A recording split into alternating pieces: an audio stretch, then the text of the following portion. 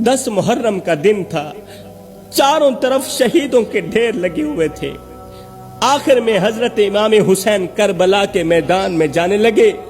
आपकी मासूम बेटी ने घोड़े की लगाम पकड़ ली। बेटी ने घोड़े की लगाम पकड़ ली।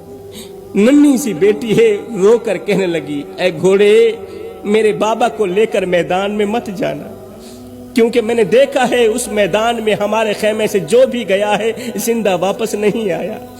कैसा मंजर होगा वो जब एक बाप घोड़े पर सवार होगा और उसकी मासूम सी नन्ही सी बेटी घोड़े के कदमों से लिपट कर मिन्नतें कर रही होगी कि आगे मत बढ़ना, आगे मत जाना, ऐ घोड़े, मेरे बाबा को मुझसे दूर मत ले जाना।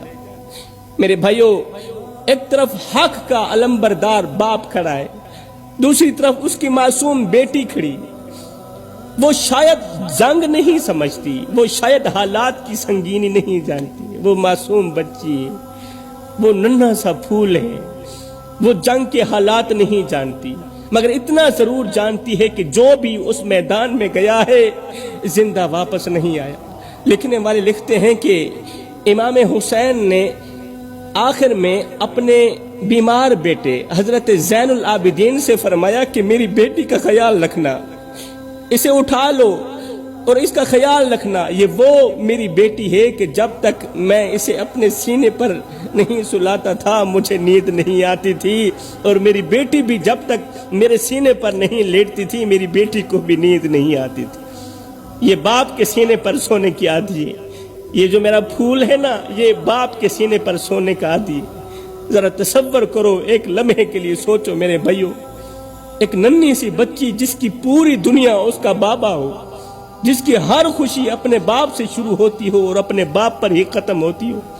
कहा जाता है कि करबला के अंदर बड़े बड़े मसाइब आए, बड़े बड़े सदमे आए, मगर जब उस नन्ही सी बेटी की जुदाई का लम्हा सामने आया तो इमाम हुसैन की आंखों से आंसू निकलते नजर आए। इतने बड़े मसाइब आने पर भी हजरत इमाम हुसैन नहीं रोए, आंखों से एक आंसू भी नहीं निकला।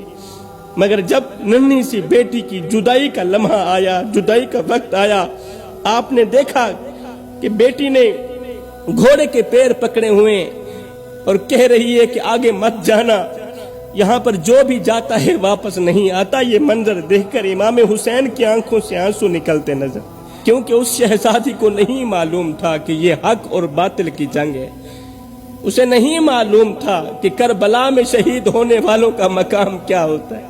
उसे क्या खबर थी कि तारीख का सबसे बड़ा मार्का उसकी आंखों के सामने बरपा है। वो तो बस इतना जानती है कि जो भी उस मैदान में गया है वो वापस जिंदा नहीं आया। फिर वो मुझसे बातें नहीं करता। अली अकबर भी गया था, जब वापस आया था तो वो मुझसे बातें नहीं करता था।